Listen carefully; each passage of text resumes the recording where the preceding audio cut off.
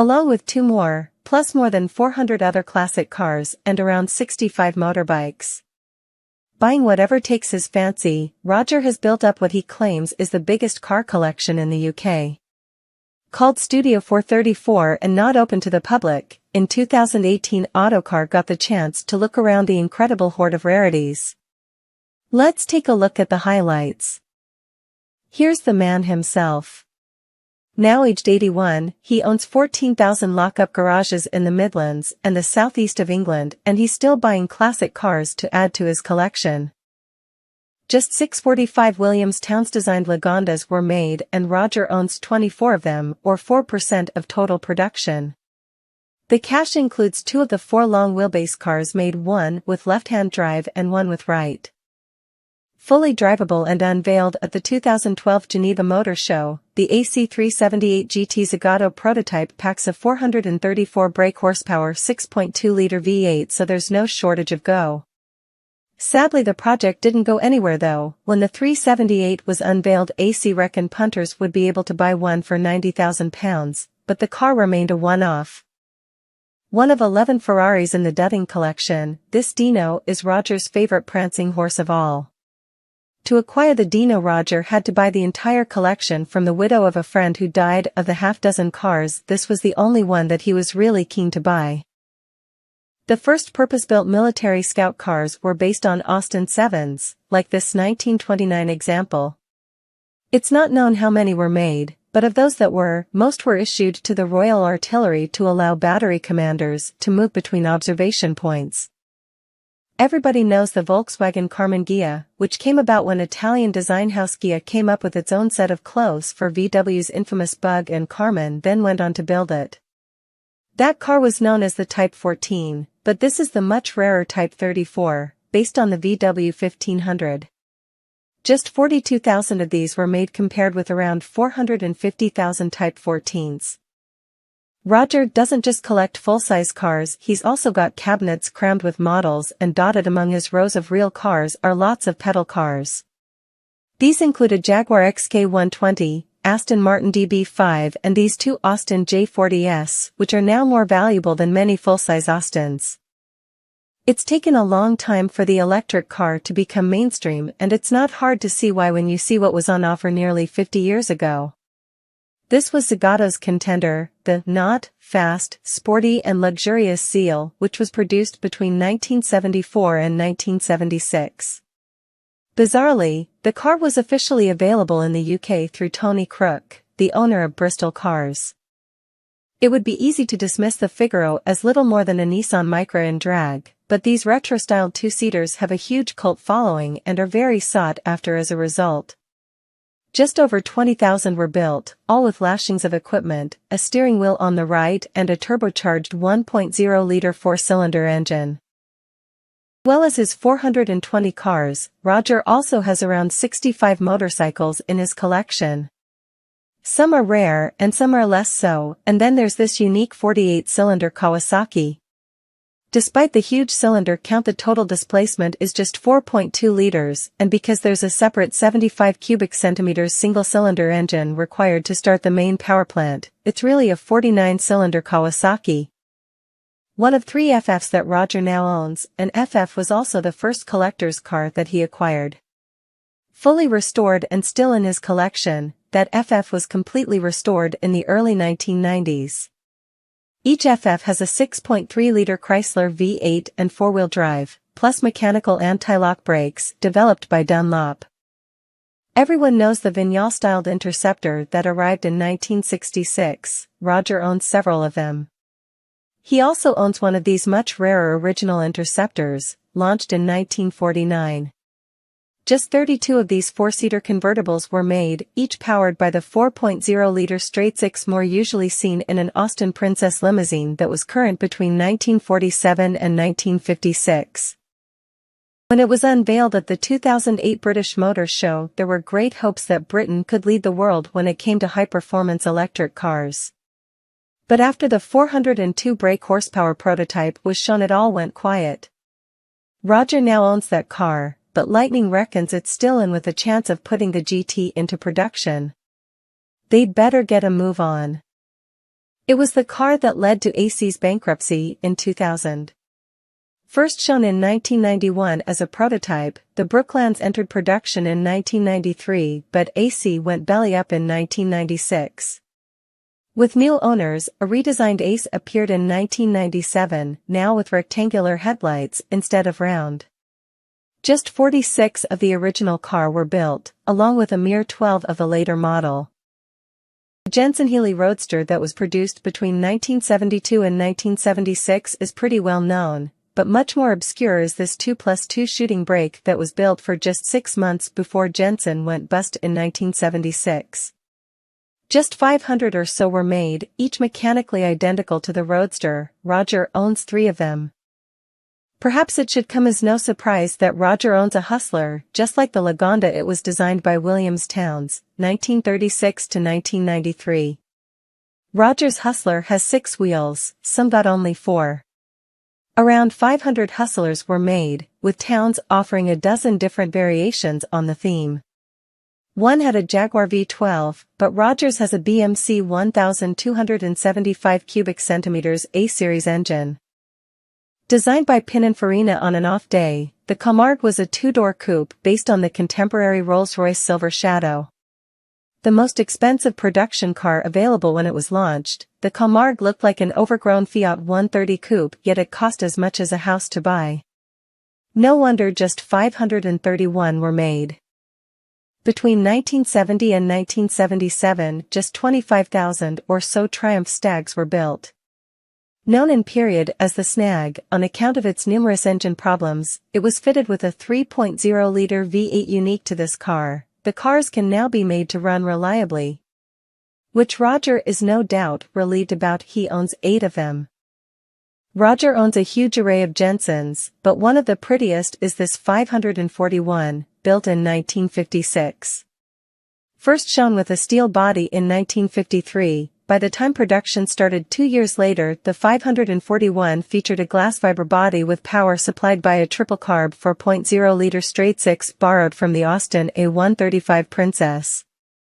With their transatlantic styling, the Ford Consul Classic and Capri didn't prove popular with British buyers, and few of these cars are now left. While the Classic was a family saloon in 2- or 4-door forms, the Capri was a more rakish 2-door coupe. Rodger has 2 Capris, including this unique convertible edition with no weather protection whatsoever. Perfect for the British climate. In the pre-war years, Jaguar built cars that were simple but tough. Then in 1947 it introduced the advanced Javelin family saloon with 6 seats, a flat 4-engine, torsion bar suspension and an aerodynamic body. But the car was unreliable, with engines and gearboxes self-destructing all too quickly, leading directly to the company going belly up in 1954. The model does at least have an active owners club to this day. This supercharged single-seater was campaigned between the early 1930s and 1963, when it then disappeared from view.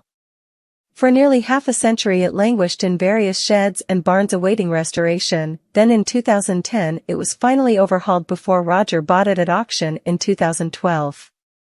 He had no idea of its history though, he just liked the look of it. The Granada Mk2 is a throwback to the days in the early 1980s when Rover, Ford and Vauxhall were in a pitched battle to sell as many executive cars in Europe as they could, while Audi, BMW and Mercedes barely figured in the sales charts. The Granada was the daddy of them all, and this one is the most luxurious of all, a 2.8 Igea X with all the trimmings.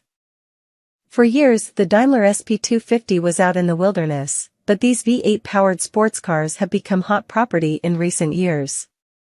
The glass fiber may have challenging styling, but with just 2,654 examples made, demand now massively outstrips supply. One day somebody will make a film about the extraordinary life of John Z. DeLorean, 1925 to 2005, and in particular the gripping saga that was the DMC-12 story. About 9,000 of these gull-wing stainless steel-bodied cars were made, and it's reckoned that about two-thirds still exist, each powered by a 2,849 cubic centimeters V6.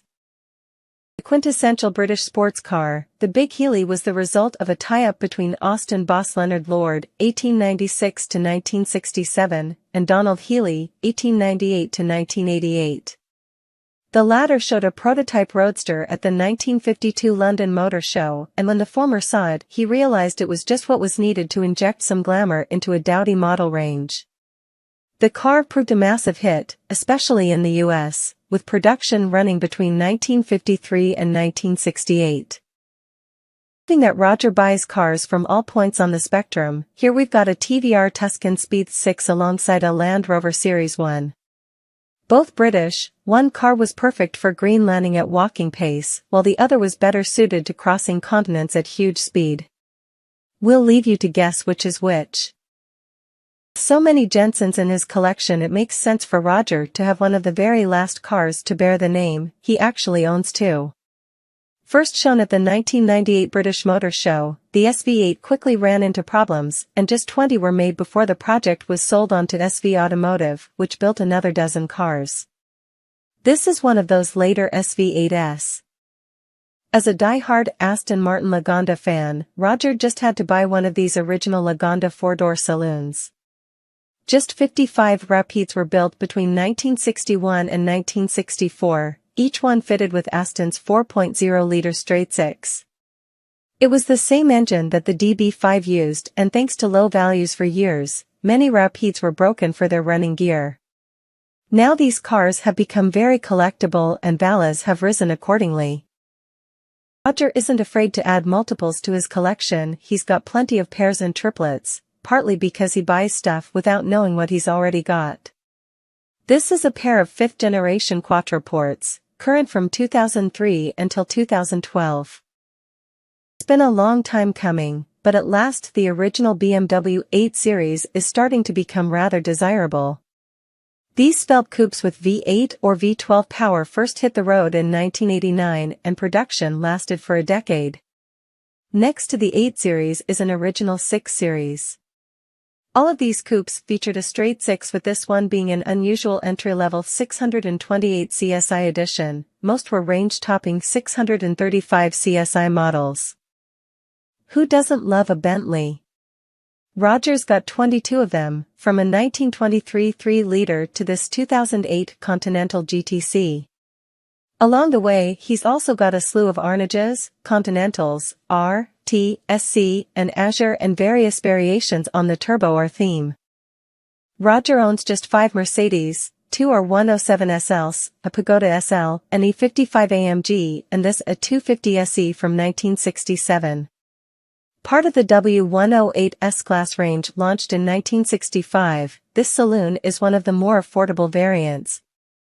More collectible are the coupe and cabriolet, while there were also 280 and 300 versions with bigger engines. If ever you needed proof that Rodger's collection is utterly unpredictable, this one picture just sums things up. On the left is a Lotus Elise S1, flanked by a Triumph Vitesse, original Aston Martin Vanquish, and a Skoda Felicia Fun. Rodger buys what he likes. Rather obscure classic, this one, in a highly unusual color scheme. Despite the bright hues, the Lanchester was a heavy car with rather stunted performance as a result. But it was advanced for its time with its coil-spring independent front suspension and an overhead valve engine. The first cars were sold in 1946 and 579 were sold before production was wound up in 1951. The original Mercedes SL, the Gullwing 300 SL, was out of reach for most. Marque's plan with that car's replacement was to make the car more accessible by building in much greater numbers, although the Pagoda was still pretty exclusive. The first cars got a 2.3-liter straight-six, as shown here. Later came a 2.5-liter unit, then a 2.8-liter. There were 3 generations of E-Type, with the first cars featuring enclosed headlights like this one here. That marks it out as a Series 1, and in particular one of the later 4.2-liter editions. Earlier cars got a 3.8-liter engine. As a result, this is one of the most sought after of the numerous E-type models. First ever European car of the year, the P6 was incredibly forward-thinking in its design, engineering and construction when it burst onto the scene in 1963. It was a complete departure for a British company that until now was seen as the epitome of conservatism, and things got even more exciting when the legendary 3.5-liter V8 became an option. Fewer than 2,000 Countachs were built in a production run that stretched from 1974 right the way through to 1990, when the Diablo took over. Values of these cars have gone wild in recent years, with early cars becoming especially collectible as they're so unusual.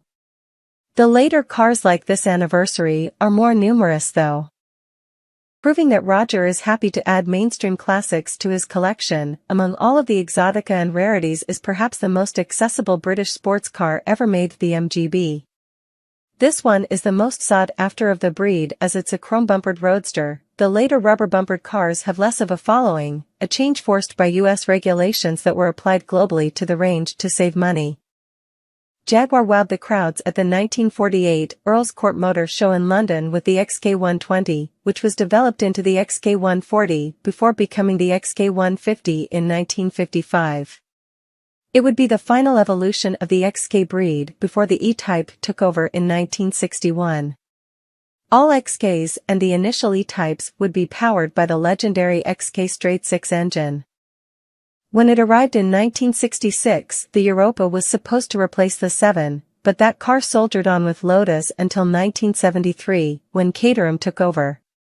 Meanwhile, the Europa was built until 1975, initially with a mid-mounted Renault 16 engine and gearbox, as seen here, then from 1971 Lotus fitted its own 1,588 cubic centimeters twin-cam four-pot.